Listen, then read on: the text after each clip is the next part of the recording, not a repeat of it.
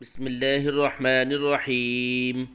ایک روایت میں ہے کہ حضور اقدس صلی اللہ علیہ وآلہ وسلم نے قسم کھا کر فرمایا کہ تم امر بالمعروف اور نہی عن المنکر کرتے رہو اور ظالموں کو ظلم سے روکتے رہو اور حق بات کی طرف کھینچ کر لاتے رہو، ورنہ تمہارے قلوب بھی اسی طرح غلط کر دیے جائیں گے جس طرح ان لوگوں کے کر دیے گئے، اور تم پر بھی لعنت ہوگی جس طرح ان پر یعنی بنی اسرائیل پر لعنت ہوئی۔